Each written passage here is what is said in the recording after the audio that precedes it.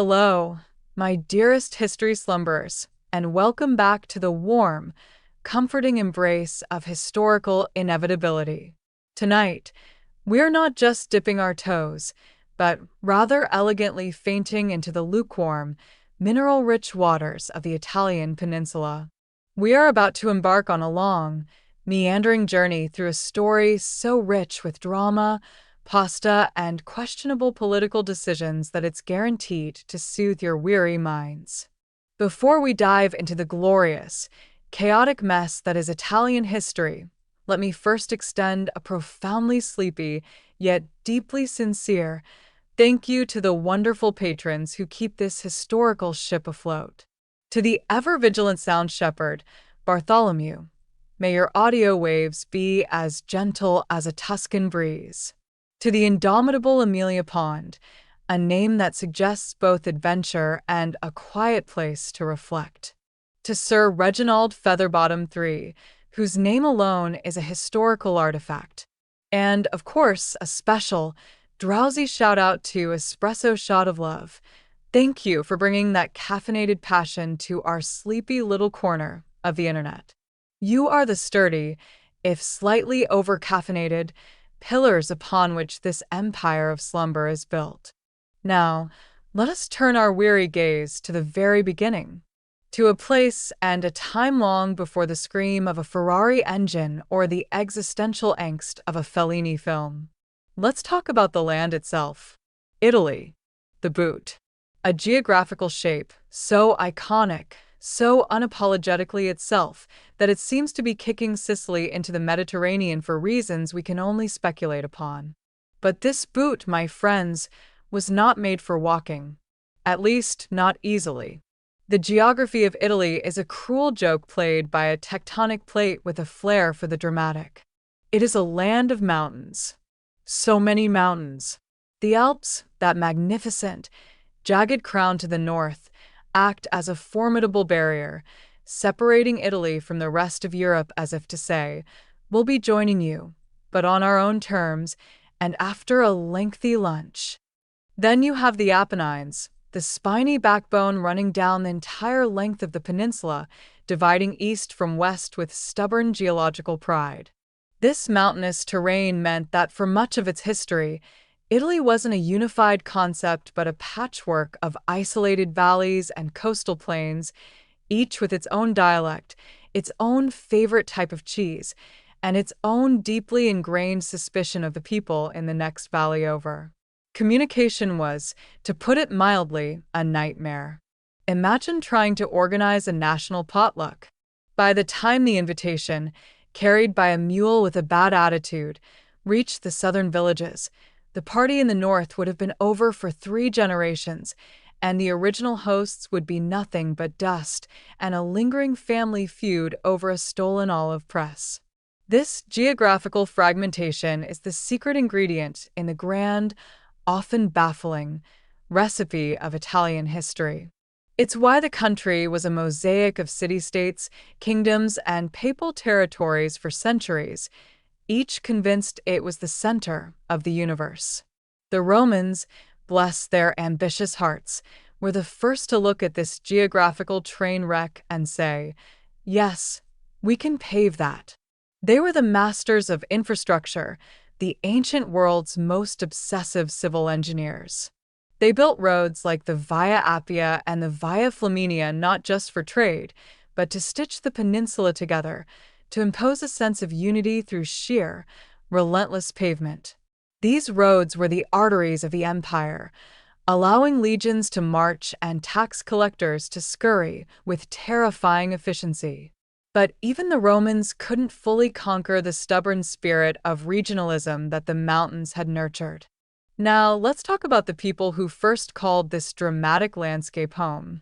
Before Rome was a city, let alone an empire, Italy was a bustling, multicultural neighborhood. You had the Etruscans in the north, a mysterious and stylish people who left behind elaborate tombs and a language we still can't fully decipher. They were the cool, artistic neighbors who threw great parties but never invited you. In the south, You had the Greeks, who established so many colonies that the region was known as Magna Graecia, or Greater Greece. They brought philosophy, democracy, and a deep appreciation for dramatic theater, which, as we'll see, became a permanent fixture in Italian politics. And then, nestled in the middle, along the banks of the Tiber River, were the Latins, a group of hardy, pragmatic farmers who would, against all odds, go on to create the most dominant empire the Western world had ever seen.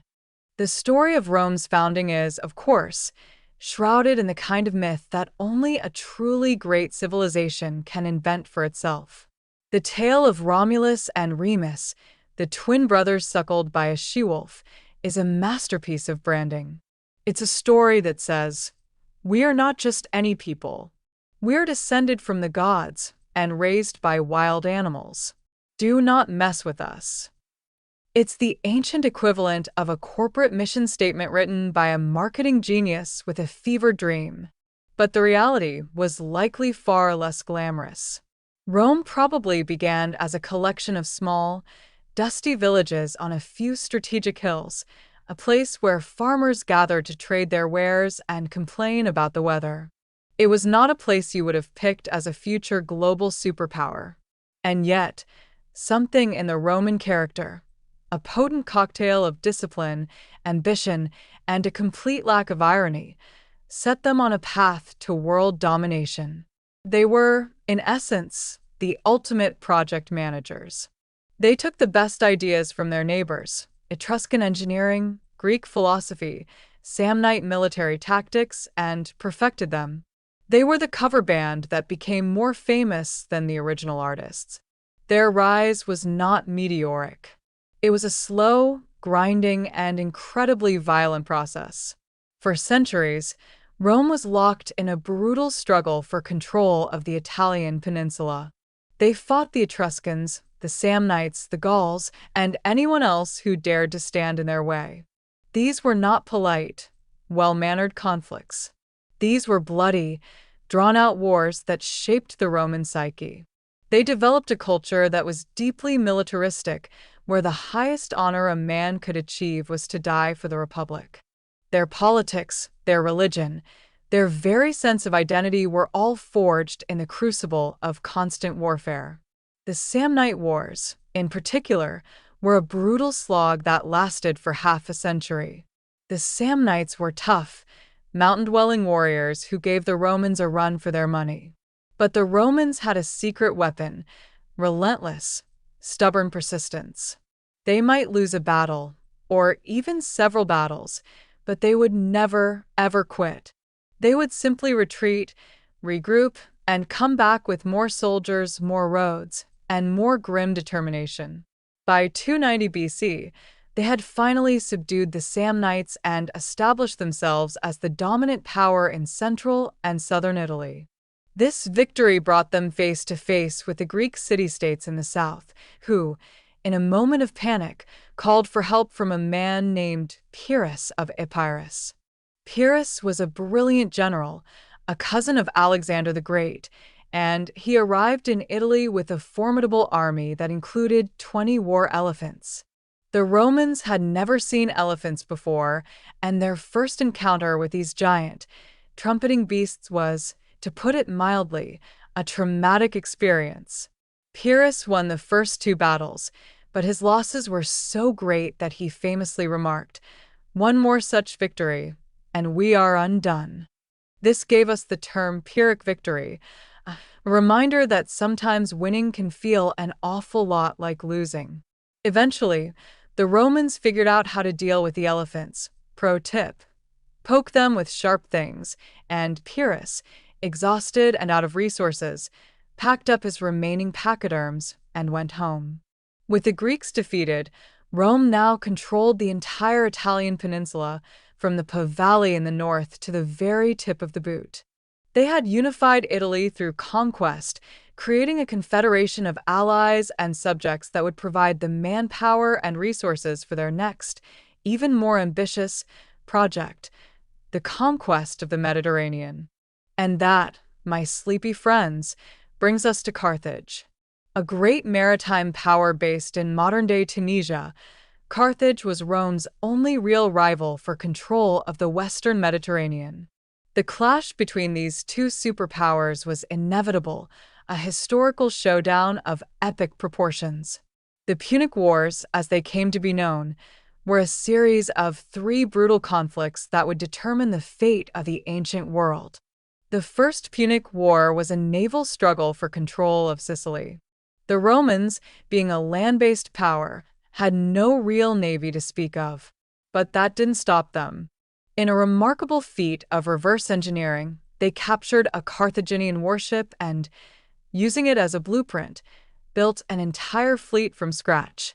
They then added a brilliant, if slightly insane, innovation: the corvus, or crow, a large, spiked boarding bridge that they would drop onto enemy ships, allowing their legionaries to storm across and turn a naval battle into a floating land battle. It was a clumsy, awkward, and incredibly effective tactic. After more than 2 decades of fighting, the Romans emerged victorious, gaining control of Sicily, their first overseas province. But the peace would not last. For in Carthage, a young boy named Hannibal was about to make a solemn vow to his father that he would never be a friend to Rome. And Hannibal, as the Romans were about to learn, was a man who kept his promises. We shall follow his incredible, audacious journey across the Alps, right after this brief, soothing pause. Welcome back, gentle slumberers, to the grand, unfolding drama of Roman history. We left off with a young Hannibal, nursing a grudge and a brilliant military mind, preparing to give the Roman Republic the headache of a lifetime. The Second Punic War is not just a war, it's the stuff of legend. It's a story so dramatic, so filled with daring exploits and strategic genius, that it feels like it was written by a Hollywood screenwriter. At the center of it all is Hannibal, a figure who has fascinated historians and military strategists for millennia. He was not just a general, he was an artist of warfare. He understood the psychology of his enemies, the importance of logistics, and the tactical advantage of doing the completely unexpected. And his plan to defeat Rome was nothing short of insane. Instead of attacking by sea, which is what any sane person would have done, Hannibal decided to march his army, including dozens of war elephants, from Spain, across the Pyrenees, through Gaul, and over the treacherous, snow-covered Alps into Italy. It was a logistical nightmare, a suicidal gamble that should have failed. But it didn't. Hannibal lost a significant portion of his men and most of his elephants to the cold and the treacherous terrain, but he emerged in northern Italy with a battle-hardened army, ready to take the fight to the Romans on their own turf. The Romans were caught completely off guard. They had been expecting a fight in Spain, not in their own backyard. Hannibal proceeded to inflict a series of humiliating defeats on the Roman legions. At the Battle of the Trebia and the Battle of Lake Trasimene, he used clever tactics and ambushes to annihilate entire Roman armies. The Roman Senate was in a state of panic. They had never faced an enemy like this, a general who seemed to be 3 steps ahead of them at all times. In their desperation, they appointed a dictator, Quintus Fabius Maximus, to deal with the crisis. Fabius, however, had a different approach. Instead of confronting Hannibal in a pitched battle, which he knew he would likely lose, he adopted a strategy of harassment and delay. He shadowed Hannibal's army, launching small-scale attacks, disrupting his supply lines, and generally making his life miserable, but avoiding a direct confrontation at all costs. This strategy, which came to be known as Fabian tactics, was militarily sound, but it was also deeply unsatisfying to the Roman public, who craved a decisive victory. They mockingly called Fabius Cunctator, or the Delayer. Eventually, the political pressure became too much, and the Senate appointed 2 new consuls, Varro and Paulus, with orders to crush Hannibal once and for all. The result was the Battle of Cannae, one of the most catastrophic defeats in Roman history. Hannibal, with a smaller army, used a brilliant double envelopment tactic to encircle and completely annihilate a much larger Roman force. It was a tactical masterpiece, a slaughter on an unimaginable scale. Rome lost tens of thousands of soldiers in a single day. The city was in mourning, its confidence shattered. Any other ancient state would have surrendered. But Rome was not any other state. In one of their finest hours, the Romans refused to negotiate. They refused to give in to despair. They raised new armies, they rallied their allies, and they prepared to continue the fight. They had lost the battles, but they were determined to win the war. The genius of Rome was not just in its military, but in its political resilience. Hannibal, for all his brilliance on the battlefield, could not break the Roman spirit. He remained in Italy for more than a decade, a constant threat, but he was never able to deliver the final knockout blow. He lacked the siege equipment to take the city of Rome itself, and he was unable to permanently detach Rome's Italian allies from their orbit. Meanwhile, a new Roman general had emerged, a young man who had studied Hannibal's tactics and was ready to turn them against him. His name was Scipio. Scipio took the war to Spain and then to North Africa, forcing the Carthaginians to recall Hannibal to defend their homeland. The final showdown came at the Battle of Zama in 202 BC. It was a clash of titans, Hannibal versus Scipio. But this time, it was Scipio who had the superior cavalry, and it was Scipio who emerged victorious. Hannibal was defeated, and Carthage was forced to accept a humiliating peace treaty. The Second Punic War was over. Rome was now the undisputed master of the Western Mediterranean. They had faced their greatest challenge and had not only survived but had emerged stronger and more determined than ever. The victory over Hannibal was a defining moment in their history, a testament to their resilience, their discipline, and their sheer, bloody-minded refusal to accept defeat. It was a victory that would pave the way for the creation of an empire that would dominate the known world for the next 500 years. And as we drift off to the gentle rhythm of history, we can almost hear the faint, ghostly trumpeting of Hannibal's elephants, a distant echo of a war that shaped the destiny of a continent. We will explore the consequences of this victory, the rise of the empire, and the inevitable, glorious, and deeply dysfunctional problems that came with it, right after this brief, soothing pause. Welcome back, my drowsy disciples of the past. We return to a Rome that has just survived its most existential threat. The specter of Hannibal has been vanquished, and the city on the Tiber stands as the undisputed heavyweight champion of the Mediterranean. But victory, as any lottery winner will tell you, comes with its own set of complicated and often messy consequences. The Rome that emerged from the Punic Wars was not the same humble farming community it had once been. It was now a burgeoning superpower with a vast and growing collection of overseas territories, or as the Romans called them, provinces. This is a rather quaint and domestic-sounding term for what were essentially conquered lands, ripe for exploitation.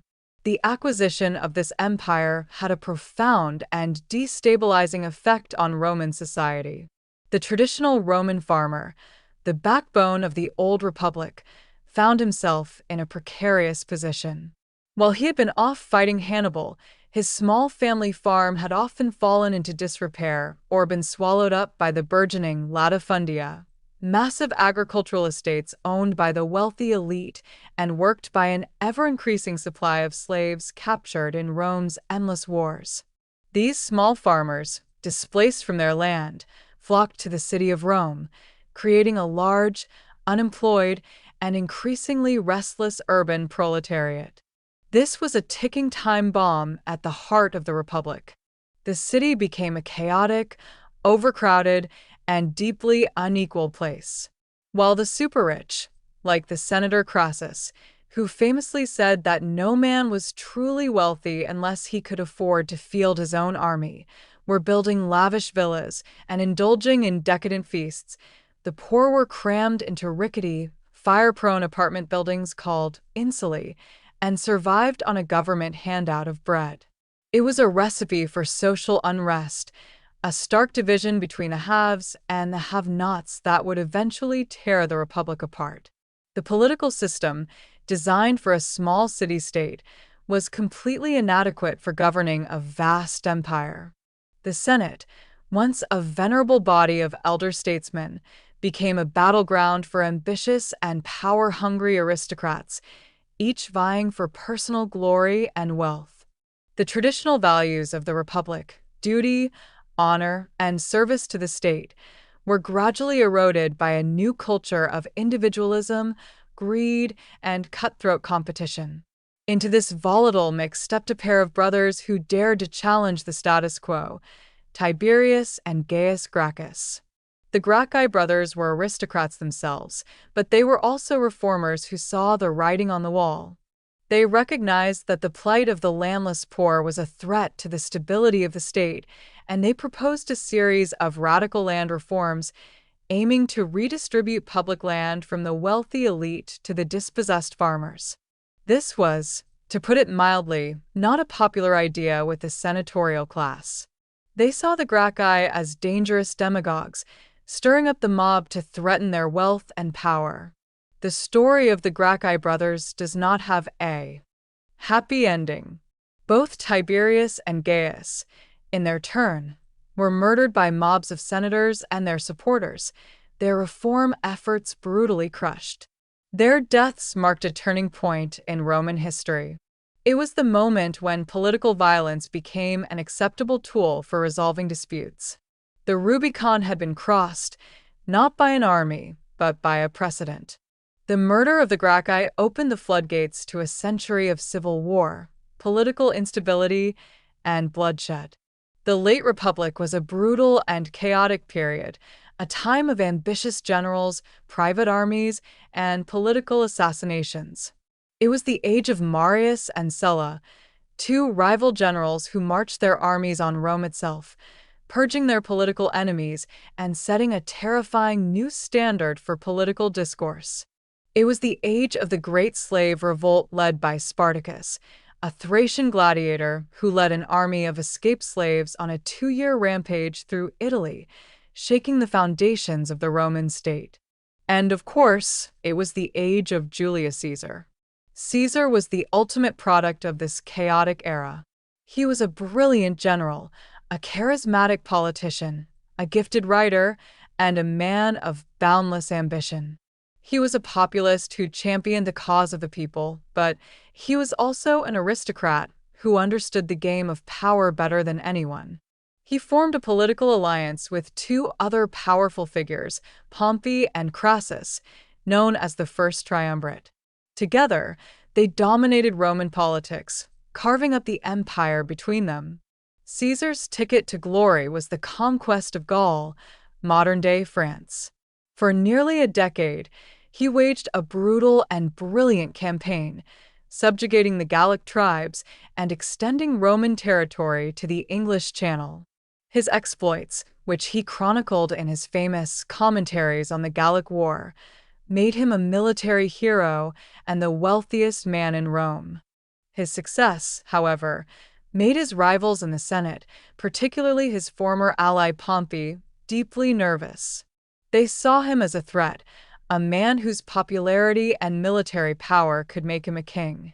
They ordered him to disband his army and return to Rome as a private citizen.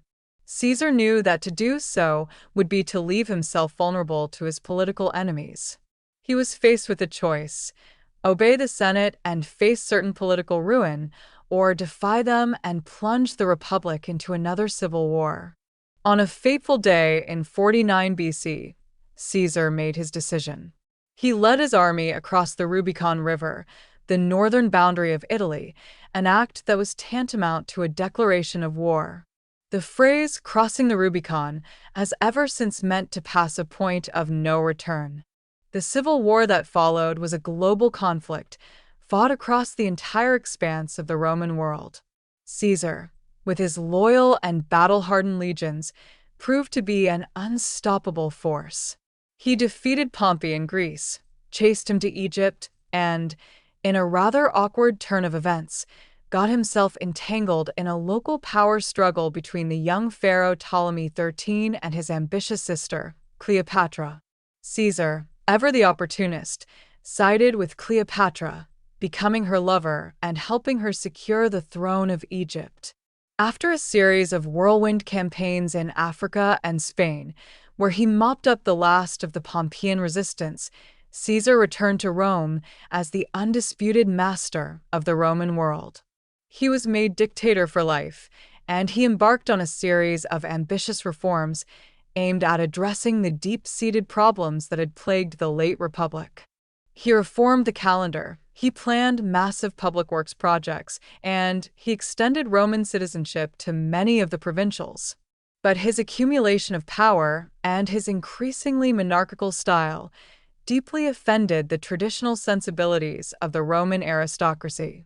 A group of senators, calling themselves the Liberators, conspired to assassinate him. On the Ides of March, in 44 BC, they surrounded him in the Senate and stabbed him to death. The conspirators, led by Brutus and Cassius, believed that by killing Caesar, they were restoring the Republic. They could not have been more wrong. The assassination of Caesar did not save the Republic.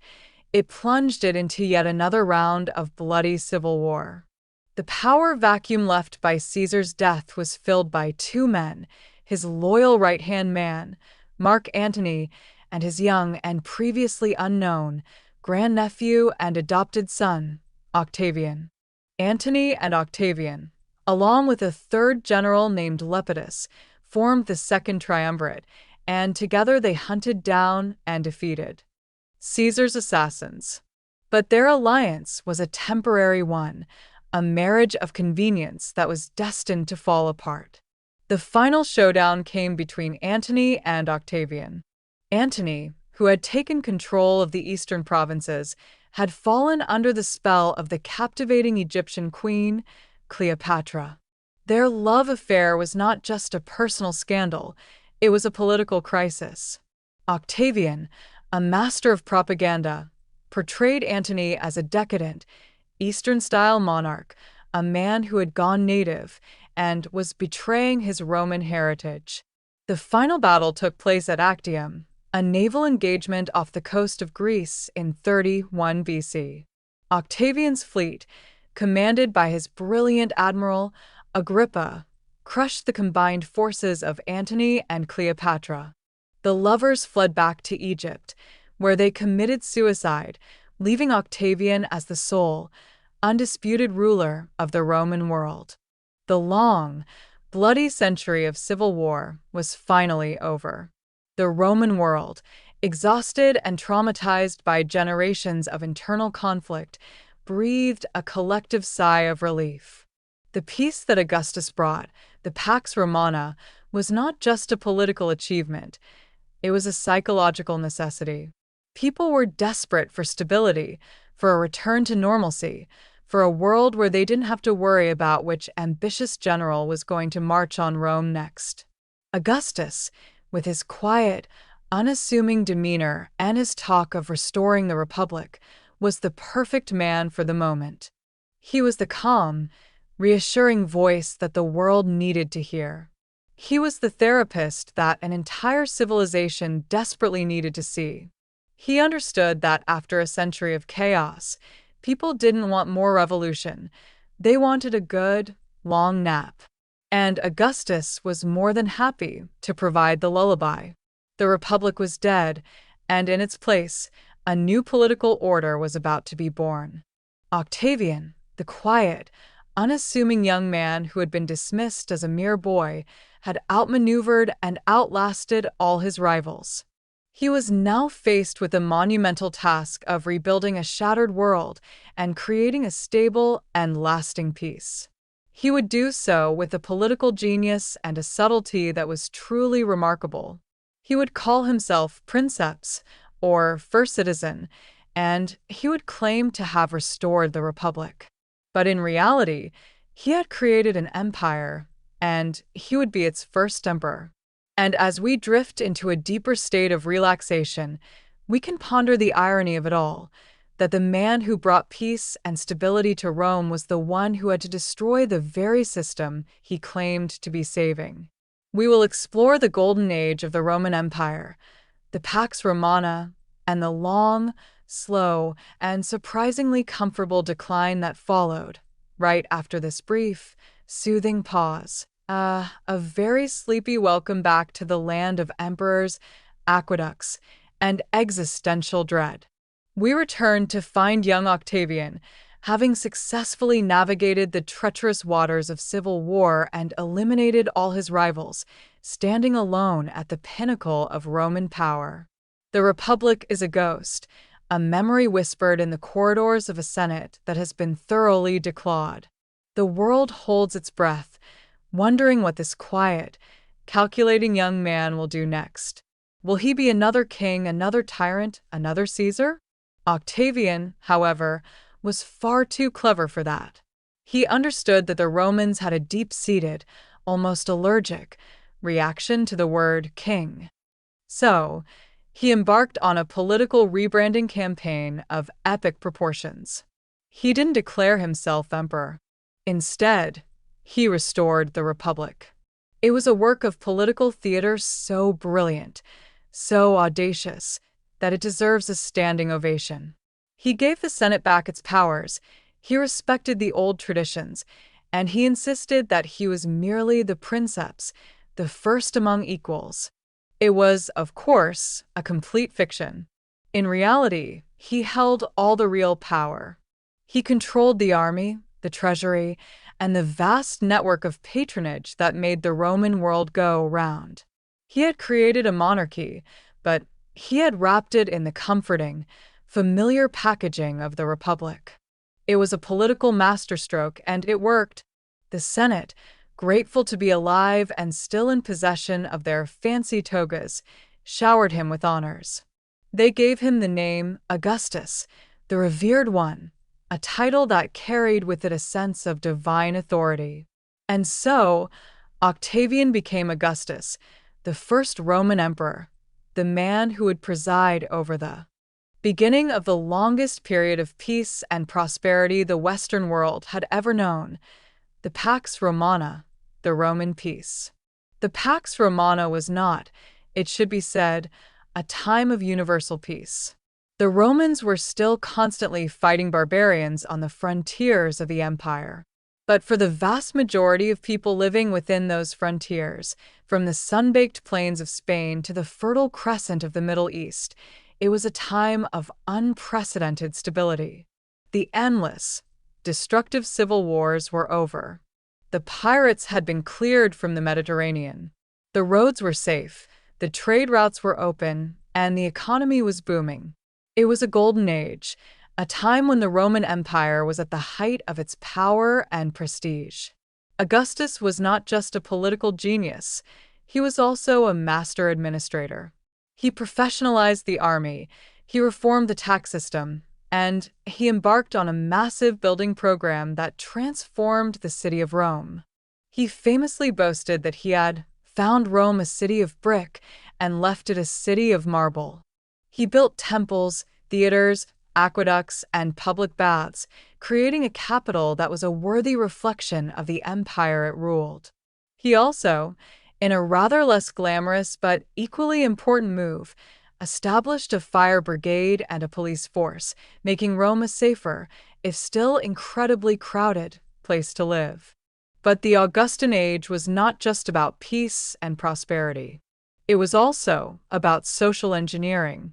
Augustus was a moral conservative, and he was deeply concerned about what he saw as the decline of traditional Roman values. He passed a series of laws aimed at encouraging marriage, discouraging adultery, and promoting childbirth. These laws were, by and large, a complete failure. The Roman aristocracy, who had grown rather fond of their decadent lifestyles, simply ignored them. Even Augustus's own daughter, Julia, was exiled for her scandalous love affairs, a rather embarrassing setback for the emperor's moral crusade. The problem of succession was another thorny issue that Augustus had to deal with. Since he had created a monarchy in all but name, he needed an heir. But his quest for a suitable successor was a long and tragic saga. He outlived his chosen heirs, his nephew Marcellus, his trusted friend Agrippa, and his grandsons Gaius and Lucius. In the end, he was forced to settle on his stepson, Tiberius, a gloomy and reluctant emperor who would inherit the throne upon Augustus's death in 14 AD. The Julio-Claudian dynasty, the family of Augustus, would rule the empire for the next half-century. It was a period that produced some of the most notorious and colorful characters in Roman history. After the dour and suspicious Tiberius came the infamous Caligula, an emperor who was, to put it charitably, completely insane. He appointed his horse as consul, he declared himself a living god, and he generally behaved with a level of tyrannical madness that was both terrifying and darkly comical. He was inevitably assassinated by his own Praetorian Guard, the elite body of soldiers who were supposed to be protecting him. He was followed by Claudius, a scholarly and physically awkward man who had been the laughingstock of the imperial family. He was a surprisingly effective emperor, conquering Britain and reforming the civil service. But his reign was marred by the constant scheming of his ambitious wives, particularly the infamous Messalina and the even more infamous Agrippina the Younger. Agrippina, in a move of breathtaking audacity, poisoned Claudius to make way for her own son, a young man named Nero. Nero. The name itself conjures up images of decadence, tyranny, and artistic pretension. He fancied himself a great singer and actor, and he would force the Roman elite to attend his excruciatingly long and mediocre performances. He was also a paranoid and ruthless tyrant who murdered his own mother, his wife, and anyone else he perceived as a threat. His reign reached its nadir in 64 AD, when a great fire swept through the city of Rome. The historian Tacitus tells us that Nero, while the city burned, went up to his private stage and sang about the destruction of Troy, a story that has given us the phrase, fiddling while Rome burns. While the story is probably not true, it perfectly captures the popular perception of Nero as a self-indulgent and callous ruler. To deflect blame for the fire, Nero scapegoated a small and obscure religious sect known as the Christians, subjecting them to horrific and brutal persecutions. But his tyranny and extravagance eventually caught up with him. A series of revolts broke out across the empire, and the Senate declared him a public enemy. He was forced to flee the city and, in a final, pathetic act, he committed suicide, famously lamenting, "What an artist dies in me." The death of Nero marked the end of the Julio-Claudian dynasty and plunged the empire into another brief but bloody civil war. The year 69 AD is known as the Year of the Four Emperors, as four different generals, Galba, Otho, Vitellius, and Vespasian, fought for control of the throne. Vespasian, a gruff and down-to-earth soldier, emerged victorious, establishing the Flavian dynasty. Vespasian was the anti-Nero. He was a practical, no-nonsense ruler who restored stability to the empire and shored up its finances. He is perhaps best known for starting the construction of the Colosseum, the great amphitheater that would become the symbol of Rome's power and its love of brutal spectacle. After Vespasian and his two sons, Titus and Domitian, came the period known as the Age of the Five Good Emperors. This was a time of remarkable stability and prosperity, a period when the empire was ruled by a succession of competent and conscientious rulers: Nerva, Trajan, Hadrian, Antoninus Pius, and Marcus Aurelius. It was the Roman Empire at its absolute zenith. Trajan was a great military conqueror who expanded the empire to its greatest territorial extent, conquering Dacia, modern-day Romania, and Mesopotamia. He was the CEO who believed in endless growth, the real estate mogul of the ancient world. His successor, Hadrian, was a different kind of ruler. He was the sensible accountant who followed the rockstar CEO. He looked at Trajan's vast, sprawling inheritance and immediately developed a migraine.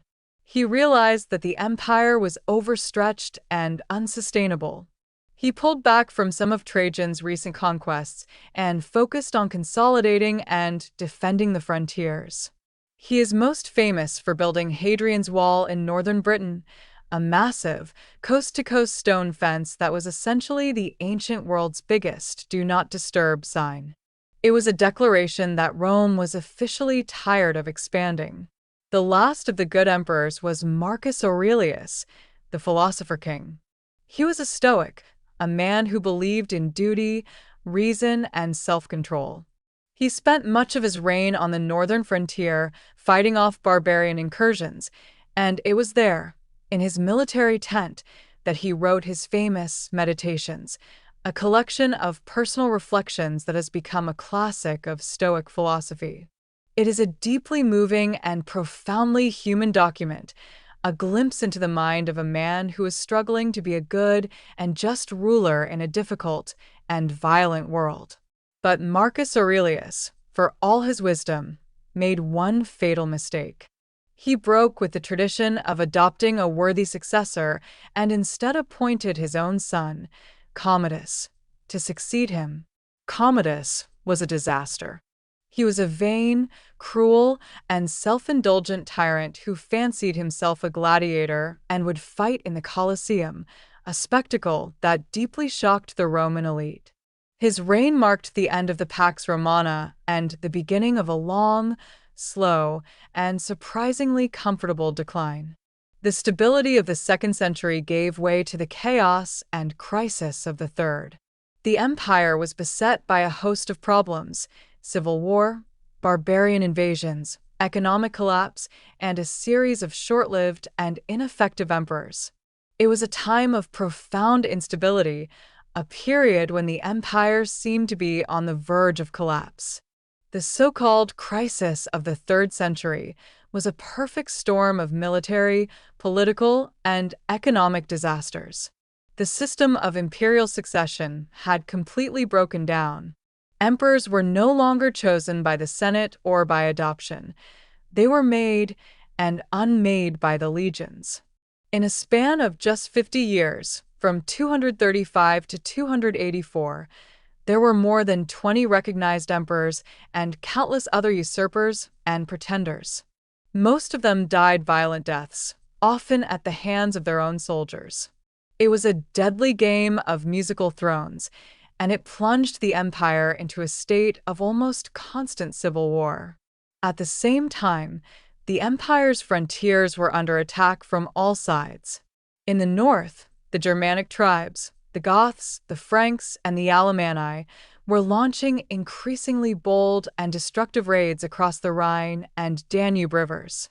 In the east, the new and aggressive Sasanian Empire in Persia was a constant and formidable threat. The empire was fighting a war on two fronts, and it was losing. The economy was in a state of freefall. The constant wars were ruinously expensive, and the emperors, desperate for cash, resorted to debasing the currency, minting coins with less and less silver and more worthless metal. The result was runaway inflation, a complete collapse of confidence in the currency, and a breakdown of the empire's vast and sophisticated trade networks. It was a vicious cycle of decline. The breakdown of trade led to the decline of the cities, which were the engines of the Roman economy.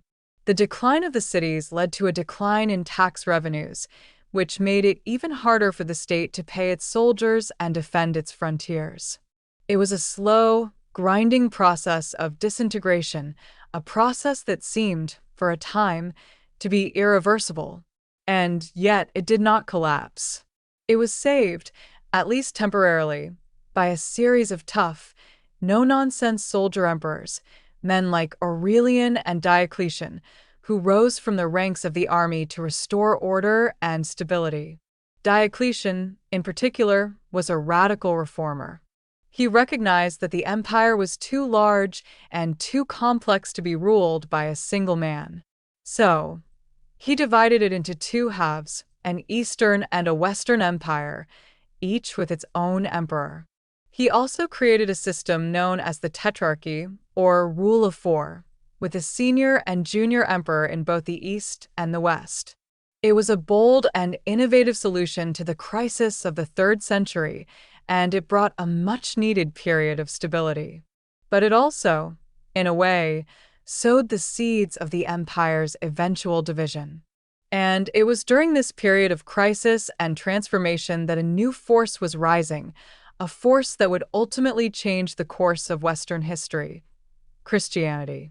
The small, persecuted sect that Nero had blamed for the Great Fire of Rome had grown, slowly but surely, into a major religion, with followers in every corner of the empire. The story of how this obscure Jewish sect became the official religion of the Roman Empire is one of the most remarkable and unlikely stories in all of history. And we shall explore that story and the final, dramatic chapter in the history of the Western Roman Empire, right after this brief, soothing pause. A profoundly sleepy welcome back, my gentle students of the slow, inevitable decay of civilizations. We left the Roman Empire in the capable, if somewhat authoritarian, hands of Diocletian and his four-man ruling committee, the Tetrarchy. It was a sensible, if slightly bureaucratic, solution to an empire that had become too big for its britches. But the best-laid plans of emperors, like the best-laid plans of mice and men, often go astray, usually because of the one thing that no political system can ever fully control: human ambition. The Tetrarchy was designed to ensure a smooth and peaceful transfer of power. It was a beautiful theory. In practice, it lasted about 5 minutes. Upon Diocletian's retirement, the system promptly collapsed into yet another series of brutal civil wars. It was during this chaotic power struggle that a new and pivotal figure emerged, a man who would not only reunite the empire but also set it on a completely new and unexpected course. His name was Constantine. Constantine was the son of one of the junior emperors in Diocletian's Tetrarchy, and he was a man of immense ambition and military skill. He was also, and this is the crucial part, a man who knew a good marketing opportunity when he saw one. The story, as it has been passed down to us, is one of the most famous conversion narratives in history. On the eve of a decisive battle at the Milvian Bridge, just outside of Rome, Constantine is said to have had a vision. He saw a cross of light in the heavens, and with it, the words in hoc signo vinces, "In this sign, you will conquer." Constantine, being a pragmatic man, decided to give it a try. He ordered his soldiers to paint the Christian symbol, the Chi-Rho, on their shields. And lo and behold, he won the battle. Whether Constantine's conversion was a genuine spiritual experience or a shrewd political calculation is a question that has kept historians happily employed for centuries. The truth is, it was probably a bit of both. Constantine was a canny politician who recognized that Christianity, despite centuries of persecution, was a growing and increasingly influential force within the empire. By embracing it, he was tapping into a powerful new source of legitimacy and support. And so, with the Edict of Milan in 313 AD, Constantine and his co-emperor Licinius declared a policy of religious toleration throughout the empire. For the first time in their history, Christians were free to worship without fear of being arrested, tortured, or thrown to the lions. It was a revolutionary moment. The persecuted sect had become the favored religion. Constantine didn't just tolerate Christianity, he actively promoted it. He showered the church with wealth and privileges, He built magnificent basilicas, and he convened the First Council of Nicaea to sort out the Church's messy theological disputes. The council produced the Nicene Creed, a statement of faith that is still recited by Christians around the world today. It was an attempt to impose a kind of doctrinal unity on a religion that had, up to that point, been a rather chaotic and diverse collection of beliefs and practices. Constantine's other great legacy was the creation of a new capital for the empire. He chose the ancient Greek city of Byzantium, strategically located on the Bosphorus, the narrow strait that separates Europe and Asia. He rebuilt it on a magnificent scale and renamed it, with a notable lack of modesty, Constantinople. New Rome, as it was called, would become the center of a vibrant and enduring civilization, the Byzantine Empire, which would outlast the Western Roman Empire by 1,000 years. But the creation of a new capital in the East had a profound and ultimately fatal consequence for the old capital in the West. It shifted the empire's center of gravity. The wealth, the power, and the talent were all drawn eastward, leaving the western half of the empire increasingly impoverished, depopulated, and vulnerable. The final century of the Western Roman Empire is a rather depressing story of slow, inexorable decline. The emperors in the West were, for the most part, a series of weak and ineffectual figureheads, often children, who were controlled by powerful barbarian generals.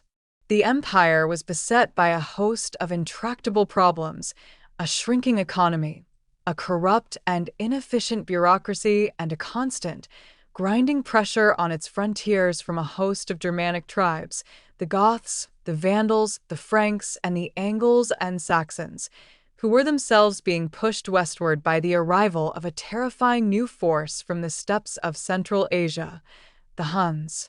The Huns were a nomadic people, brilliant horsemen and archers, and they were led by a man whose name would become a byword for terror and destruction, Attila. Attila the Hun, the scourge of God, carved a path of destruction through Europe, sacking and pillaging cities and demanding vast sums of gold from the terrified Romans. In 452, he invaded Italy itself, sacking the city of Aquileia and sending the inhabitants fleeing into the nearby lagoons, where they would found a city built on water, a city called Venice. Attila marched on Rome, and the city seemed doomed. But in a strange and mysterious turn of events, he was met outside the city by an embassy led by Pope Leo I. We don't know what was said in that meeting, but for whatever reason, Attila turned his army around and spared the city.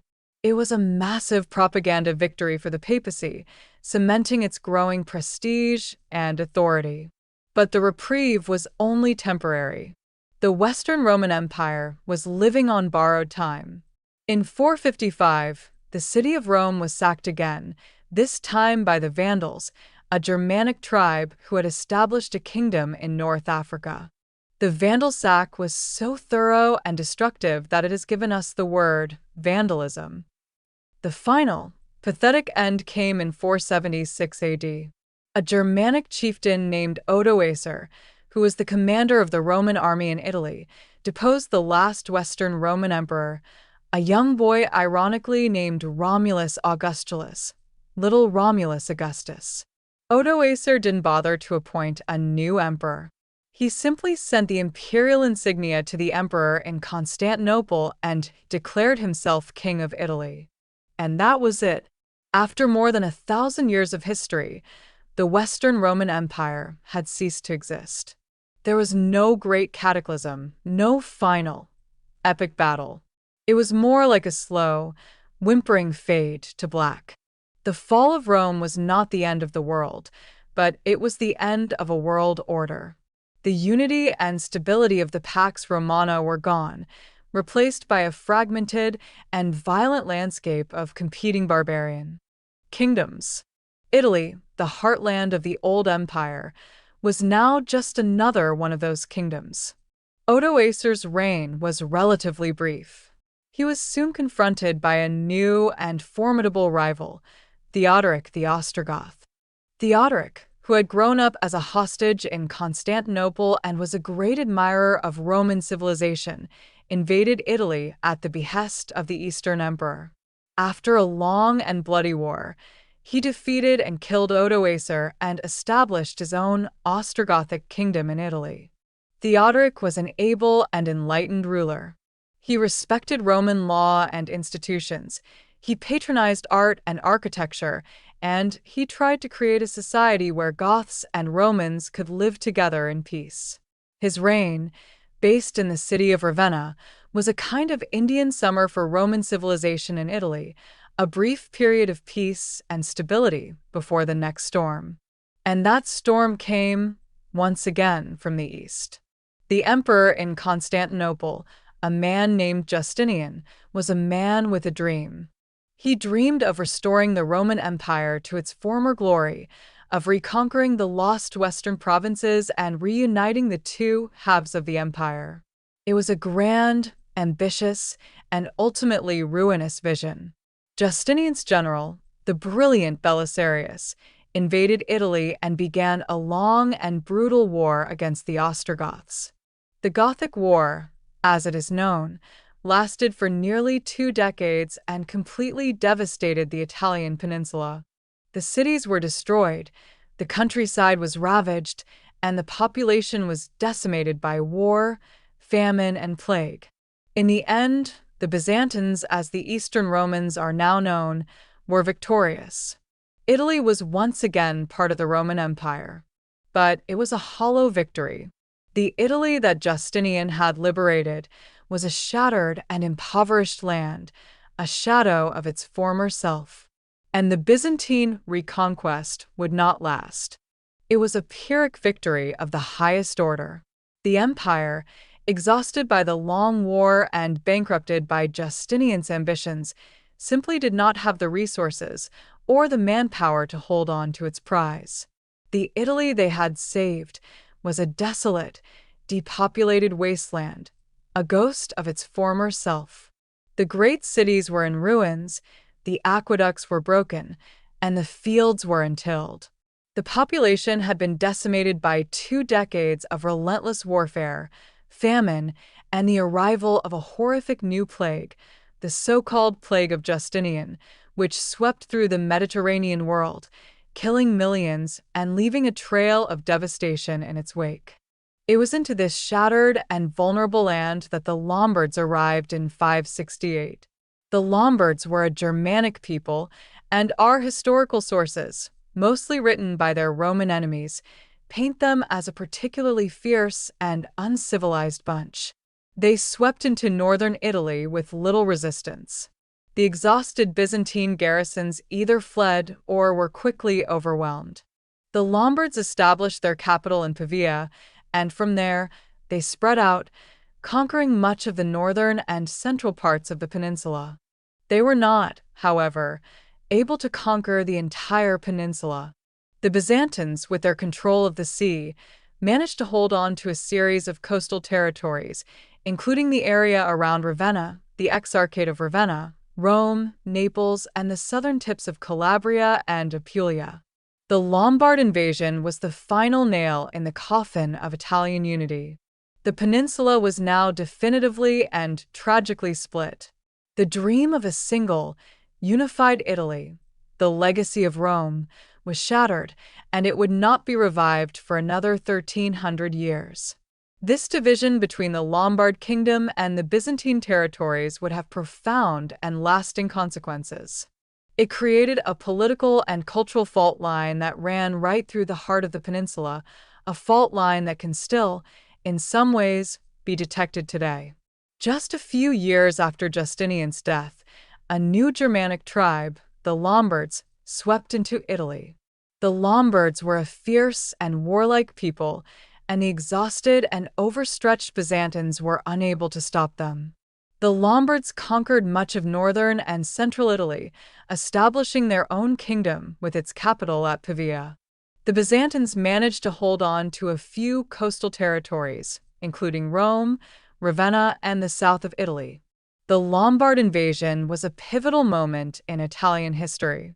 It shattered the unity of the peninsula, a unity that had been painstakingly built by the Romans and briefly restored by Justinian. For the next 1,300 years, Italy would be a divided land, a patchwork of competing states and foreign powers. The dream of a unified Italy was dead, and in its place was a long and complicated reality of fragmentation, conflict, and foreign domination. And as we drift into the quiet darkness, we can contemplate the sad irony of a land so defined by its glorious, unified past, now condemned to a future of division and strife. We will explore the rise of the papacy, the arrival of the Franks, and the strange, chaotic, and endlessly fascinating world of medieval Italy. Right after this brief, soothing pause, a deeply somnolent welcome back to the fragmented, confusing, and utterly captivating world of post-Roman Italy. We left the peninsula in a state of profound disarray, a shattered mosaic of competing powers. The Lombards, a Germanic tribe with a penchant for impressive beards and a rather direct approach to governance, controlled the north. The Byzantines, the self-proclaimed inheritors of the Roman legacy, clung desperately to a few coastal enclaves, including the city of Rome itself. And the south was a chaotic mix of Lombard duchies and Byzantine territories. It was, to put it mildly, a mess. And into this power vacuum stepped a new and increasingly influential player, the Pope. The Bishop of Rome, as he was officially known, had always been a significant figure in the Christian world. But in the chaotic centuries after the fall of the Western Empire, the papacy began to transform itself from a purely spiritual authority into a major political power. With the Byzantine emperor far away in Constantinople and the Lombard kings being, well, Lombards, the Pope was often the only figure of authority left in the city of Rome. He organized the city's defenses, he negotiated with barbarian invaders, and he fed the hungry population. He became, in essence, the de facto ruler of Rome. This growing temporal power was given a rather convenient, if entirely forged, legal justification: the donation of Constantine. This document, which purported to be a decree from the Emperor Constantine himself, granted the Pope temporal authority over Rome and the western part of the Roman Empire. It was a complete fabrication, a brilliant piece of medieval propaganda, but it was incredibly effective. It provided the papacy with a powerful legal claim to its growing territorial ambitions. The relationship between the popes and the Lombard kings was, to put it mildly, fraught with tension. The Lombards, who were initially Arian Christians, a heretical branch of Christianity in the eyes of the Pope, were a constant threat to Rome. The popes, feeling vulnerable and in need of a powerful protector, looked north, beyond the Alps, to the rising power of the Franks. The Franks were another Germanic tribe, but they had a crucial advantage. They were Orthodox Catholics, and they had a close and long-standing relationship with the papacy. In the mid-8th century, the Pope, feeling threatened by the Lombard King Aistulf, made a desperate appeal for help to the Frankish king, Pepin the Short. Pepin, who had recently usurped the Frankish throne and was in need of some papal legitimacy, was happy to oblige.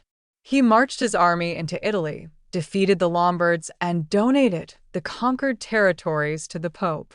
This donation of Pepin created the Papal States, a swathe of territory in central Italy that would be ruled directly by the Pope for the next 1,000 years.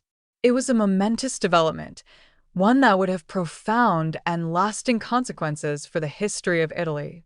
It ensured that the Pope would be not just a spiritual leader, but also a temporal prince, a major player in the ruthless game of Italian power politics. Pepin's son, Charlemagne, would take this Frankish papal alliance to a whole new level. Charlemagne was one of the most remarkable figures of the Middle Ages, a brilliant military commander, a skilled administrator, and a man of immense physical and intellectual energy. He completed the conquest of the Lombard kingdom, incorporating northern Italy into his vast and sprawling empire. And on Christmas Day in the year 800, something truly extraordinary happened. As Charlemagne knelt in prayer in St. Peter's Basilica in Rome, Pope Leo III suddenly placed a crown on his head and declared him Emperor of the Romans.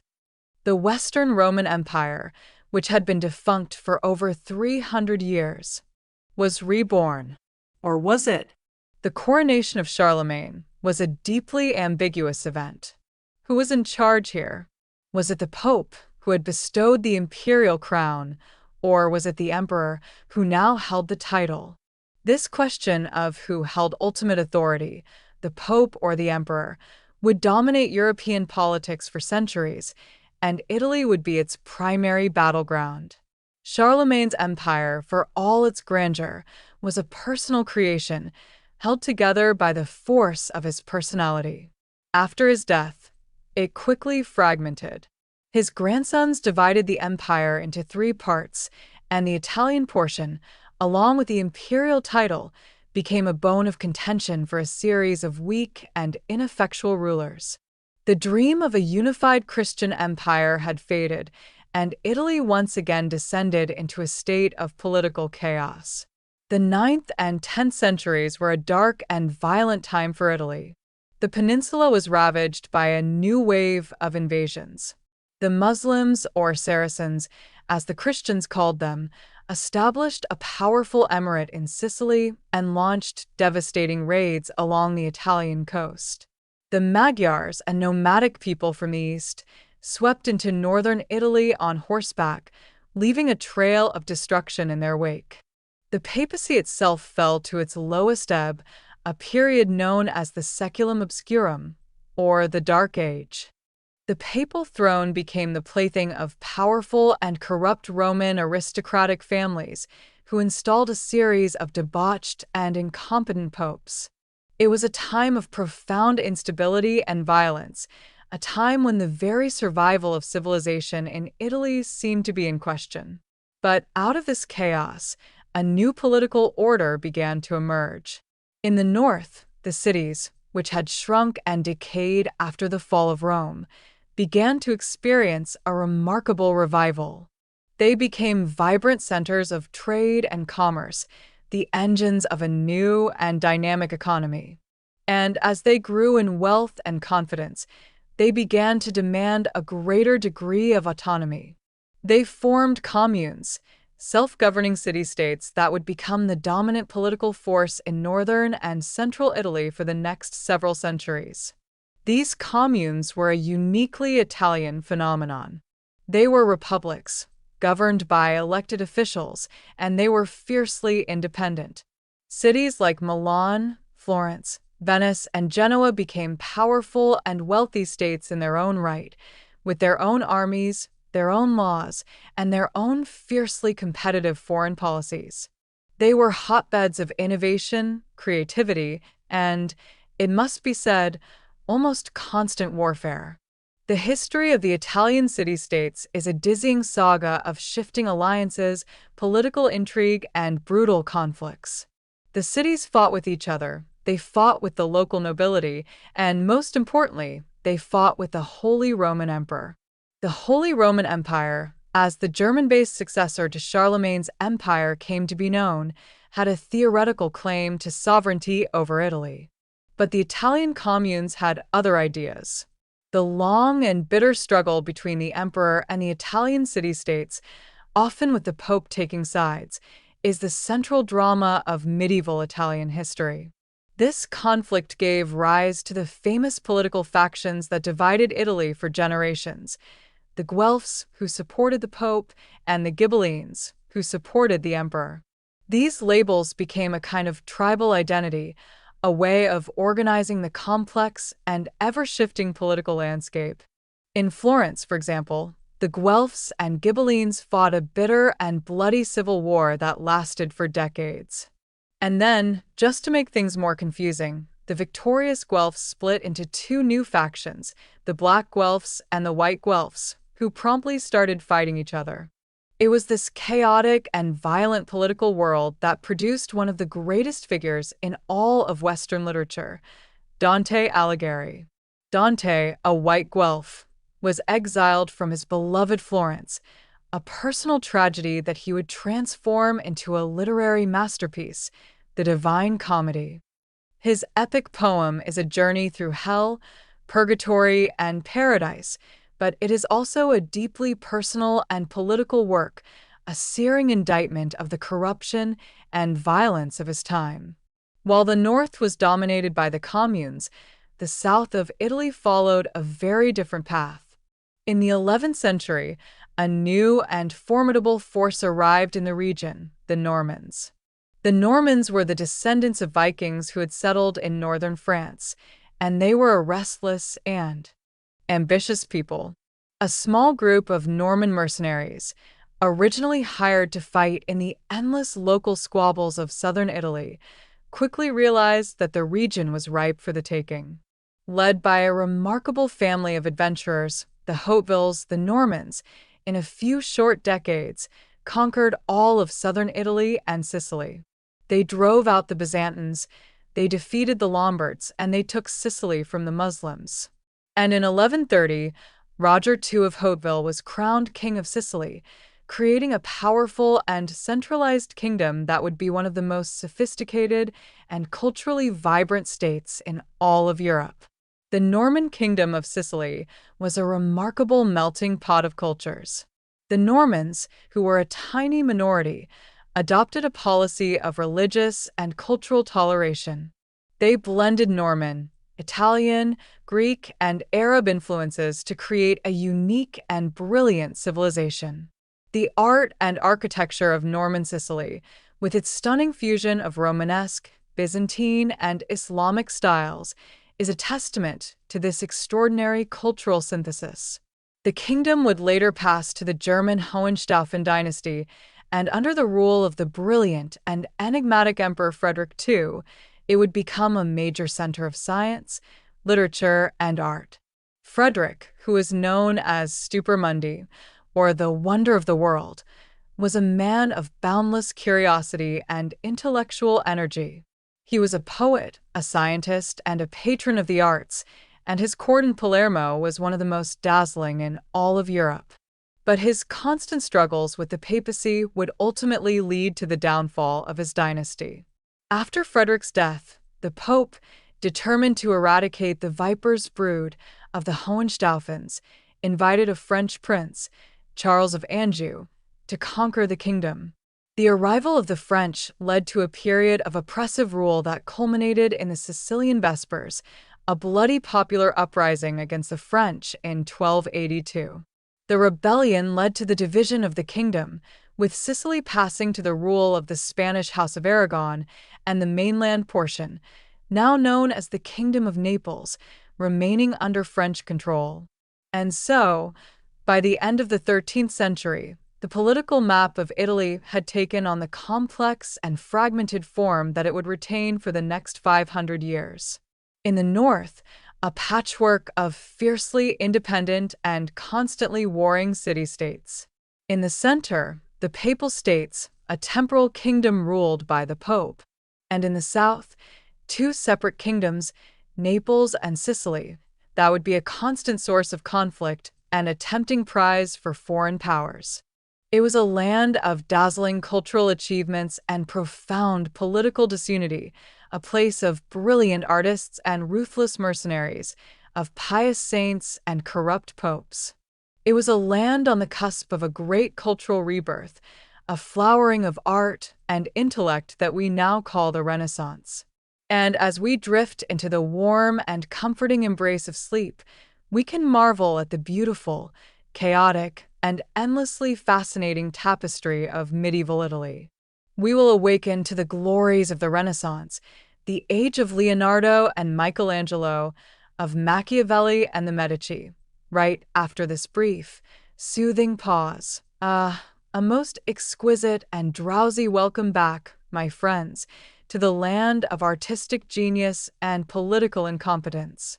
We have journeyed through the long, dark, and frankly quite muddy night of the Middle Ages, and we now emerge, blinking, into the dazzling, sun-drenched morning of the Renaissance. The Renaissance. The very word conjures up images of sublime art, breathtaking architecture, and men in brightly colored tights. It was a time of profound cultural transformation, a rebirth of classical learning and artistic expression that would forever change the course of Western civilization. And its cradle, its epicenter, its beating heart, was Italy. But why Italy? Why did this fragmented, war-torn peninsula become the crucible of the Renaissance? Well, it was a perfect storm of factors. First, there was the money. The Italian city-states, particularly Florence, Venice, and Genoa, had grown fabulously wealthy from trade and banking. They were the economic powerhouses of Europe, and they had a lot of disposable income. And what do you do when you have more money than you know what to do with? You commission art. You build magnificent palaces. You sponsor poets and philosophers. You become a patron. Patronage was the fuel that powered the Renaissance engine. Wealthy banking families like the Medici in Florence, popes in Rome with a taste for grandeur like Julius II, and the Sforza dukes in Milan all competed with each other to commission the most spectacular works of art and architecture. It was a kind of cultural arms race, a way of displaying their power, their piety, and their exquisitely good taste. Second, there was the legacy of Rome. The Italians were living amidst the ruins of a great civilization. The Colosseum, the Pantheon, the broken torsos of marble statues, they were a constant, tangible reminder of a glorious past. The Renaissance was, in many ways, an attempt to reclaim and surpass that past. Artists and scholars began to study classical art and literature with a new and passionate intensity. They were inspired by the Roman ideals of harmony, proportion, and humanism. Humanism was the intellectual backbone of the Renaissance. It was a philosophical and educational movement that placed a new emphasis on the potential of the human individual. Medieval thought had been largely focused on God and the afterlife. The humanists, while still deeply religious, were more interested in the here and now. They celebrated human reason, human creativity, and the pursuit of excellence in all things. They believed in the ideal of the Renaissance man, the universal genius who could master multiple disciplines, from painting and poetry to science and swordplay. And the Renaissance produced a truly staggering number of such geniuses. It was as if a creative contagion had swept through the peninsula, infecting bankers, merchants, and even popes with an uncontrollable urge to create and innovate. Let's linger for a moment in Florence, the city that was, for all intents and purposes, the Silicon Valley of the 15th century. It was a city buzzing with energy, ambition, and the clinking of florins. At the heart of it all was the Duomo, the city's cathedral, a magnificent structure that had one glaring and rather embarrassing problem. It had a giant hole in the roof. The dome that was supposed to cover the crossing of the cathedral was so large that no one knew how to build it. It was a challenge that had stumped the greatest minds of the day for decades. The city fathers, in a moment of desperate inspiration, announced a competition. The winner was a goldsmith and clockmaker named Filippo Brunelleschi. Brunelleschi was a brilliant, if famously cantankerous, genius. He had spent years studying the ancient Roman Pantheon, and he came up with a revolutionary double-shelled design that was both elegant and structurally sound. The construction of the dome was a monumental undertaking, a testament to Florentine ingenuity and civic pride. It was a project that involved inventing new hoisting machines, developing new bricklaying techniques, and managing a large and often unruly workforce. The completion of the dome in 1436 was a moment of triumph for Florence, a symbol of its artistic and technological prowess. It was a statement to the world: we are the new Rome. And then there was the art. The Florentine painters of the early Renaissance were not just artists, they were scientists and mathematicians. They were obsessed with the problem of how to create a realistic depiction of the world on a flat surface. The breakthrough came with the discovery, or rediscovery, of linear perspective. The painter Masaccio, in his frescoes in the Brancacci Chapel, was one of the first to master this new technique. His paintings were a revelation. The figures had weight and volume. They stood in a convincing three-dimensional space, and they were imbued with a new sense of psychological realism. It was as if a window had been opened onto a new and more human world. The sculptors, too, were breaking new ground. Donatello, another member of Brunelleschi's circle, was a master of capturing the human form in all its complexity and emotional depth. His bronze statue of David is a landmark of Renaissance art. It was the first freestanding, nude statue since antiquity, and it was a bold and provocative statement. The figure of the young David, standing triumphantly over the severed head of Goliath, is both a religious icon and a celebration of human beauty and courage. It is a perfect embodiment of the humanist spirit, and all of this creative energy was being fueled by the Medici. The Medici were not just patrons, they were tastemakers, talent scouts, and cultural impresarios. Cosimo de' Medici, the patriarch of the family, was a shrewd and calculating businessman, but he was also a man of genuine intellectual curiosity and artistic taste. He founded the Platonic Academy, a kind of informal think tank for humanist scholars, and he sponsored a host of artists, including Donatello and the painter Fra Angelico. His grandson, Lorenzo the Magnificent, was even more flamboyant in his patronage. Lorenzo's court was the center of Florentine cultural life, a place where the young Michelangelo honed his skills, where the philosopher Marsilio Ficino translated the works of Plato, and where the poet Angelo Poliziano wrote his elegant verses. It was a golden age, a brief and brilliant moment when Florence was the cultural capital of the world. In Florence, which was the undisputed epicenter of the early Renaissance, you had the architect Brunelleschi, who solved the seemingly impossible problem of how to build the massive dome on the city's cathedral. You had the sculptor Donatello, who brought a new level of realism and psychological depth to his work. You had the painter Masaccio, who mastered the new technique of perspective, creating the illusion of three-dimensional space on a two-dimensional surface. And of course, you had the Medici family. The Medici were the unofficial rulers of Florence for much of the 15th century. They were bankers who had become one of the wealthiest families in Europe, and they were brilliant and ruthless politicians. But they are best remembered as the greatest art patrons of the Renaissance. Cosimo de' Medici and later his grandson, Lorenzo the Magnificent, sponsored a dazzling array of artists, including Donatello, Botticelli, and a young prodigy named Michelangelo. Lorenzo's court was a vibrant intellectual and artistic hub, a place where philosophers, poets, and painters gathered to exchange ideas and create masterpieces. The High Renaissance, which spanned the late 15th and early 16th centuries, saw the center of artistic activity shift from Florence to Rome.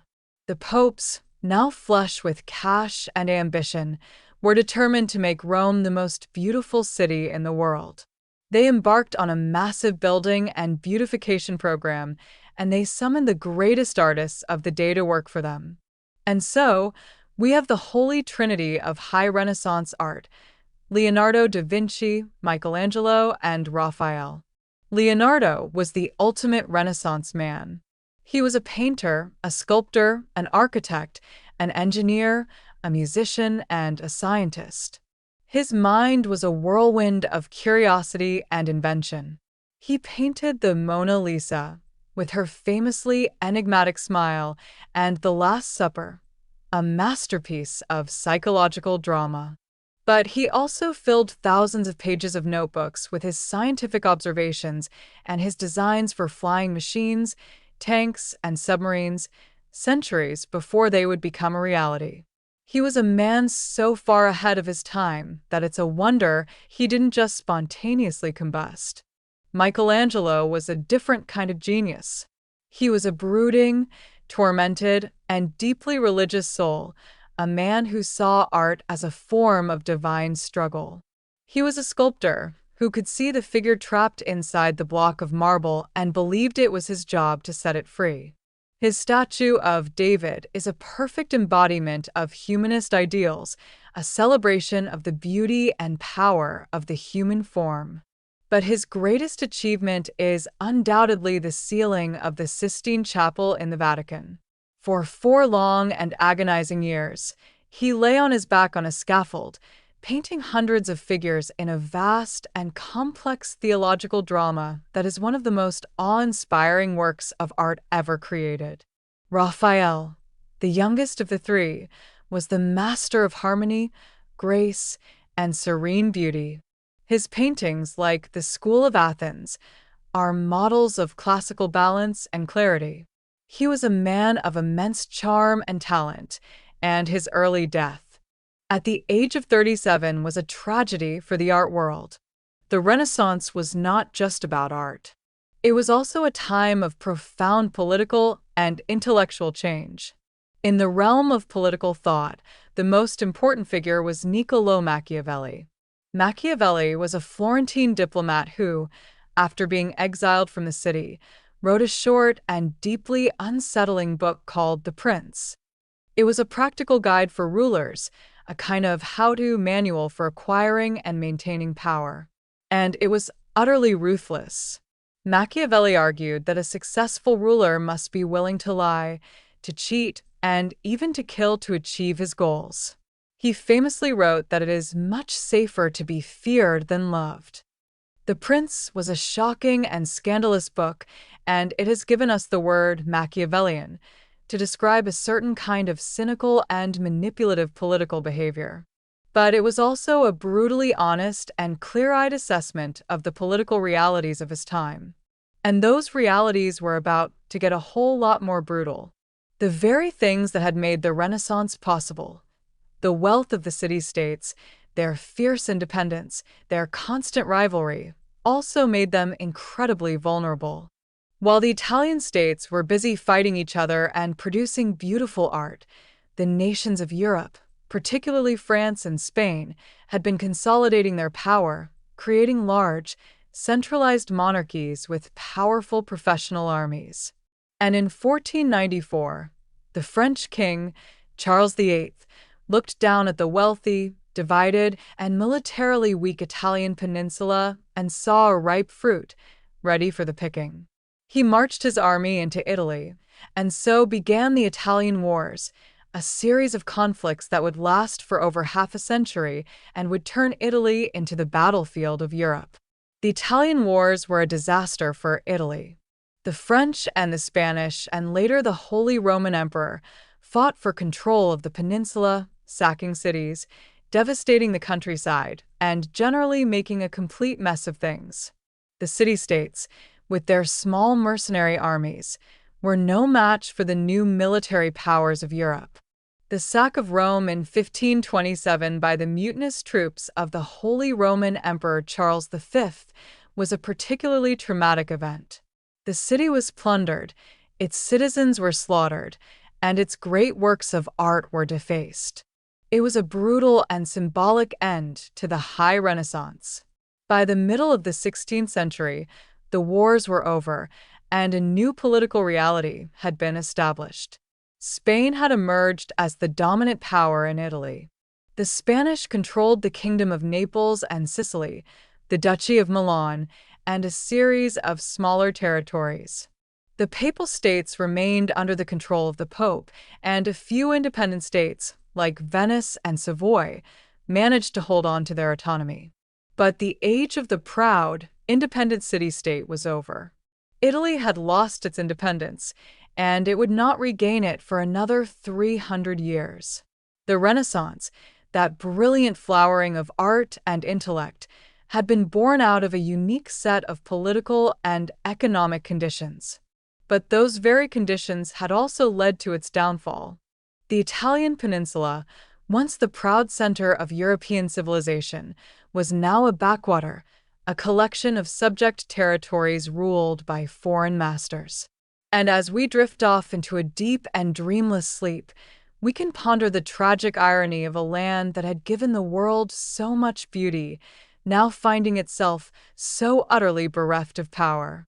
We will explore the long and often sleepy centuries of foreign domination, the age of the Baroque, the Enlightenment, and the first stirrings of a new national consciousness, right after this brief, soothing pause. A profoundly lethargic welcome back, my patient pilgrims of the past. We return to an Italy that has been thoroughly humbled. The glorious, chaotic, and creatively fertile era of the Renaissance has given way to the long, quiet, and frankly rather boring afternoon of foreign domination. For the next 3 centuries, much of Italy would be ruled by foreign powers, primarily the Spanish Habsburgs and later, the Austrian Habsburgs. It was a period of political stagnation, economic decline, and a general sense of sleepy resignation. The Spanish century, from the mid-16th to the early 18th century, was a particularly somnolent time. The Spanish ruled their Italian possessions with a heavy hand, imposing high taxes, a stifling bureaucracy, and the ever-present Spanish Inquisition. The vibrant, innovative spirit of the Renaissance was replaced by the rigid, formal, and deeply conservative culture of Counter-Reformation Spain. But even in this period of decline, the Italian creative genius was not entirely extinguished. It simply found new forms of expression. This was the age of the Baroque, a style of art and architecture that was all about drama, emotion, and extravagant ornamentation. If the Renaissance was about classical harmony and serene balance, the Baroque was about theatricality, movement, and a kind of over-the-top, almost hysterical, grandeur. In Rome, artists like Caravaggio brought a new level of dramatic realism and intense emotion to painting, while architects like Bernini transformed the city into a magnificent Baroque theater, with his stunning colonnades in St. Peter's Square and his breathtakingly dramatic sculptures like the Ecstasy of St. Teresa. The Baroque was the art of the Counter-Reformation, an attempt by the Catholic Church to awe and inspire the faithful, to overwhelm them with a sense of divine power and glory. And it was a style that perfectly suited the Italian flair for the dramatic. It was opera in stone and paint. The churches of Baroque Rome are not quiet places for peaceful contemplation. They are grand, theatrical stages for the drama of salvation. Walking into a church like Il Gesù, the mother church of the Jesuit order, is an overwhelming sensory experience. The ceiling explodes into a vortex of painted figures.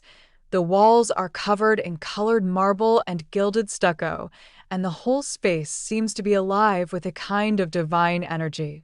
It was a powerful and effective form of propaganda, a way of saying to the Protestant North, "You may have your plain, whitewashed churches and your sober theology, but we have this. We have the drama, the passion, and the sheer, unadulterated spectacle of the divine." It was a spiritual arms race, and the Catholics were determined to win with style. This was also the age of the birth of a new and uniquely Italian art form, opera. Opera was born in Florence at the very end of the 16th century, and it quickly became a sensation. It was a perfect fusion of music, drama, and spectacle, a form of entertainment that was both intellectually sophisticated and emotionally overwhelming. And it would become one of Italy's most enduring cultural exports. In the early 18th century, after the War of the Spanish Succession, control of much of Italy passed from the Spanish to the Austrian Habsburgs. The Austrians were, on the whole, more enlightened and efficient rulers than the Spanish. They introduced a series of administrative and economic reforms, and the 18th century saw a modest economic recovery and a new intellectual ferment. This was the age of the Enlightenment, a European-wide intellectual movement that championed reason, science, and individual rights. In Italy, the Enlightenment found its voice in thinkers like Cesare Beccaria, whose treatise on crimes and punishments was a powerful argument against torture and the death penalty, and the Vico brothers, who were pioneers in the fields of history and sociology. There was a sense, for the first time in centuries, that things were beginning to change, that the long, sleepy afternoon was finally coming to an end. And then, in 1789, the French Revolution exploded, and the world was turned upside down. The ideals of the French Revolution, liberty, equality, and fraternity, spread like wildfire across Europe, and they found a receptive audience in Italy. The arrival of a young and brilliant French general named Napoleon Bonaparte in 1796 would shatter the old order and awaken the dormant spirit of Italian nationalism. Napoleon, who was himself of Italian descent, swept through the peninsula, defeating the Austrian and Papal armies and establishing a series of French-controlled republics.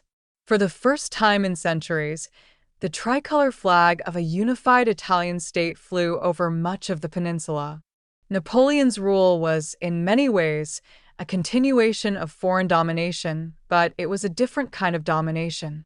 He introduced a modern legal code, a rationalized administration, and a new sense of national identity. He created a Kingdom of Italy, with himself as king, and for a brief, intoxicating moment, the dream of a unified Italy seemed within reach. But Napoleon's empire, like Charlemagne's before it, was a personal creation, and it did not outlast him. After his defeat at Waterloo in 1815, the great powers of Europe gathered at the Congress of Vienna to put the world back together again. And their solution for Italy was to turn back the clock. They restored the old rulers, the Austrian Habsburgs in the north, the Bourbon kings in the south, and the Pope in the center. The dream of a unified Italy was once again deferred. But the seed of nationalism, once planted, could not be uprooted. The 19th century in Italy is the story of the Risorgimento, the resurgence, the long and difficult struggle for national unification. It was a movement with many different strands. There were the secret societies like the Carbonari who plotted revolutions and assassinations. There were the Mazzinians, followers of the visionary Republican Giuseppe Mazzini, who dreamed of a unified, democratic Italy. And there were the pragmatists, who looked to the small but ambitious kingdom of Piedmont-Sardinia to lead the fight for unification. The key figure in the Risorgimento was Camillo di Cavour, the brilliant and cunning prime minister of Piedmont-Sardinia. Cavour was a master of realpolitik, a man who understood that Italian unification could not be achieved through romantic idealism alone. It required shrewd diplomacy, military power, and the help of a powerful ally. Cavour found that ally in the French Emperor, Napoleon III. In 1859, with French help, Piedmont-Sardinia went to war with Austria and succeeded in liberating Lombardy. This victory sparked a wave of nationalist fervor across the peninsula, and a series of popular uprisings in the central Italian states led to their annexation by Piedmont. The unification of northern and central Italy was now a reality. But the south remained under the control of the Bourbon kings of Naples. And it was here that the most romantic and daring chapter of the Risorgimento would unfold. In 1860, Giuseppe Garibaldi, a charismatic and swashbuckling revolutionary, set sail from Genoa with 1,000 red-shirt volunteers, the Mill, on a seemingly suicidal mission to conquer the kingdom of the Two Sicilies. Garibaldi's expedition was a stunning success. He landed in Sicily, his small army swelled by local recruits, and in a series of brilliant and audacious battles, he defeated the much larger Bourbon army. He then crossed over to the mainland and marched on Naples, where he was hailed as a liberator. Cavour, who had initially been wary of Garibaldi's radicalism, now saw his opportunity. He marched the Piedmontese army south, and in a historic meeting, Garibaldi, in a gesture of profound patriotism, handed over his conquests to King Victor Emmanuel II of Piedmont, Sardinia. In 1861, the Kingdom of Italy was officially proclaimed, with Victor Emmanuel as its king. The unification was not yet complete. Venice was still under Austrian control, and Rome was still ruled by the Pope, who was protected by a French garrison. But in 1866, as a result of the Austro-Prussian War, Italy was awarded Venice. And in 1870, when the Franco-Prussian War forced the French to withdraw their troops from Rome, the Italian army marched into the city and declared it the capital of a truly unified Italy. The long, 1,300-year-old dream had finally been realized. Or at least, it had been officially proclaimed. The reality, as is so often the case, was a bit of a letdown. The country was now a single political entity, but it was far from a unified nation. It was more like a dysfunctional family, forced to live together under one roof after centuries of living apart and nursing ancient grudges. The North and South were, for all intents and purposes, two different countries. The North was industrializing, it had a growing middle class, and it looked to Europe for its cultural and economic models. The South was a deeply impoverished, feudal society, a land of vast agricultural estates, or latifondi, owned by a small class of absentee landlords and worked by a desperately poor peasantry. The Southerners, who had been promised land and reform by Garibaldi, got a new set of northern administrators, higher taxes, and compulsory military service. It was not a recipe for national harmony. The result was a brutal and bloody civil war in the South, a conflict that the new Italian state euphemistically called the War Against Brigandage. It was a war that lasted for nearly a decade and cost more lives than all the wars of the Risorgimento combined. The new state also had a powerful and implacable enemy in the Catholic Church, Pope Pius IX, who had been stripped of his temporal power, declared himself a prisoner in the Vatican, and forbade Catholics from participating in the political life of the new kingdom.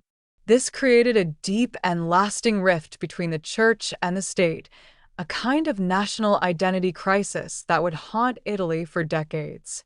The political system of the new kingdom was a fragile and unstable parliamentary monarchy.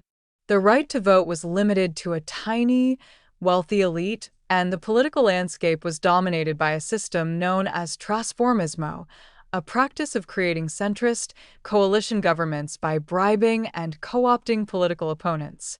It was a system that produced a great deal of political instability, but it also, in a way, held the fragile new state together. In the late 19th and early 20th centuries, Italy, like the other great powers of Europe, was caught up in the fever of imperialism. It embarked on a series of colonial adventures in Africa, conquering Eritrea and Somalia, and, after a bloody and difficult war, Libya. It was an attempt to claim its place at the top table of European powers, to prove that it was a nation to be reckoned with. But it was a costly and often brutal business, and it did little to solve the country's deep-seated domestic problems. The early 20th century also saw the first great wave of Italian emigration. Millions of poor Italians, mostly from the South, left their homeland in search of a better life in the Americas. It was a massive demographic hemorrhage, a testament to the new state's failure to provide for its citizens. And then came the First World War. Italy entered the war in 1915 on the side of the Allies, hoping to complete its unification by liberating the Italian-speaking territories still under Austrian rule. The war was a brutal and traumatic experience.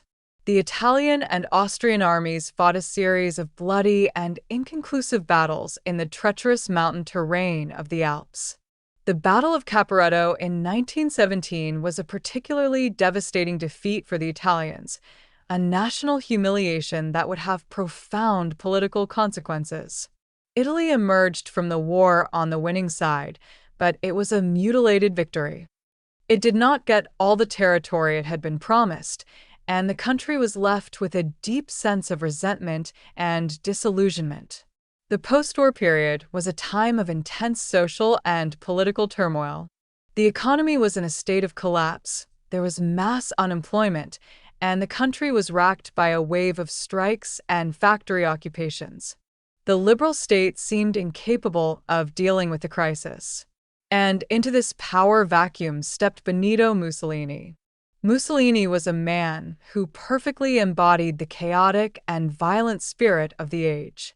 He was a former socialist who had become a rabid nationalist, a charismatic speaker who could whip a crowd into a frenzy, and a ruthless political operator who understood that in the new Italy, violence was the most effective political tool. He organized his followers into paramilitary squads known as the Black Shirts, who unleashed a campaign of terror against socialists, trade unionists, and anyone else who stood in their way. In 1922, in a brilliant act of political theater, Mussolini staged the March on Rome. It was less a military takeover and more a carefully orchestrated bluff. While Mussolini himself waited nervously in Milan, thousands of his black shirts converged on the capital. The king, Victor Emmanuel III, fearing a civil war, refused to authorize the army to disperse them, and instead, in a fateful decision, he invited Mussolini to form a government. The fascist era had begun. For the next 2 decades, Mussolini would be the Duce, the leader of Italy. He systematically dismantled the institutions of liberal democracy, outlawing opposition parties, censoring the press, and creating a pervasive secret police. He sought to create a totalitarian state, a state where the individual existed only to serve the nation. He preached a doctrine of nationalism, militarism, and blind obedience to the leader. Believe, obey, fight was the mantra of the regime. The fascist regime was obsessed with the idea of restoring the glory of the Roman Empire. Mussolini staged massive rallies in the ancient forums, he adopted the Roman salute, and he embarked on a series of grandiose public works projects aimed at creating a third Rome. He drained the Pontine marshes, he built new towns, and he tried to impose a sense of order and discipline on a nation that had always resisted it. He famously boasted of making the trains run on time, a claim that was, like so much of fascist propaganda, a gross exaggeration. The regime also sought to control every aspect of social and cultural life. It created a host of youth organizations, it promoted a cult of physical fitness, and it tried to create a new, modern, and distinctly fascist style of art and architecture. But for all its totalitarian ambitions, the fascist state was never as monolithic or as efficient as its Nazi counterpart in Germany. It was a uniquely Italian form of dictatorship, a system that was often chaotic, corrupt, and surprisingly inefficient. It was a dictatorship that had to coexist with the 2 other great powers in Italian society, the monarchy and the Catholic Church. In 1929, Mussolini signed the Lateran Pacts with the Vatican, finally healing the long-standing rift between the Church and the Italian state. The pacts recognized the Vatican as an independent state and made Catholicism the official religion of Italy. It was a major propaganda victory for Mussolini, a way of securing the support, or at least the acquiescence, of the Catholic masses. But the reality of a unified Italy was far more complicated and less glamorous than the romantic ideals of the Risorgimento. The new nation was faced with a host of daunting problems. There was a vast economic and cultural gap between the industrialized, modern North and the impoverished, agrarian South. The majority of the population was illiterate and spoke a bewildering variety of regional dialects.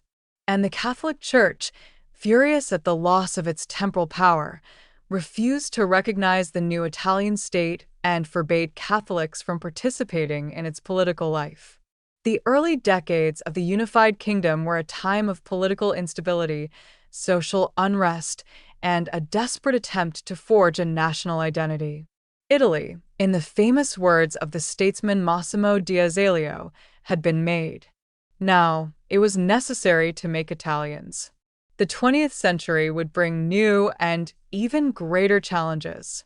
Italy's involvement in the First World War was a traumatic and costly experience that led to the rise of a new and dangerous political force: fascism. Benito Mussolini, a former socialist journalist and a charismatic and ruthless demagogue, came to power in 1922, establishing a totalitarian dictatorship that would rule Italy for the next 2 decades. Mussolini's fascist regime was a disaster for Italy. It suppressed political dissent. It embarked on a series of reckless and aggressive foreign policy adventures, and it ultimately led Italy into a catastrophic alliance with Nazi Germany in the Second World War. The war was a devastating experience for Italy. The country was invaded and occupied, its cities were bombed, and its people were caught in the crossfire of a brutal civil war between the fascists and the anti-fascist resistance. By the end of the war, Italy was in ruins, its economy shattered, its people demoralized. But in the post-war period, Italy experienced a remarkable recovery, a period of rapid economic growth known as the economic miracle. The country was transformed from a poor, agrarian society into one of the world's leading industrial powers. And in 1946, the Italian people voted to abolish the monarchy and establish a republic. The history of the Italian Republic has been a story of political instability, with a seemingly endless succession of short-lived governments. It has been a story of corruption, of organized crime, and of deep-seated social and economic problems. But it has also been a story of remarkable resilience, of creativity, and of an enduring and infectious love of life. Italy today is a land of profound contradictions. It is a country that is both ancient and modern, a place where the past is not just a memory but a living, breathing presence. It is a land of breathtaking beauty, of unparalleled artistic treasures, and of a culture that has enriched the world in countless ways. And as we finally drift off into the deepest and most restorative of slumbers, we can be grateful for the long, strange, and utterly captivating journey that has been the history of Italy. A story of empires and barbarians, of popes and emperors, of artists and assassins, of saints and sinners. A story that is as rich, as complex, and as endlessly fascinating as the land and the people who created it. Buonanotte, my sleepy friends. Buonanotte. The history of the Italian Republic has been, to put it mildly, a roller coaster.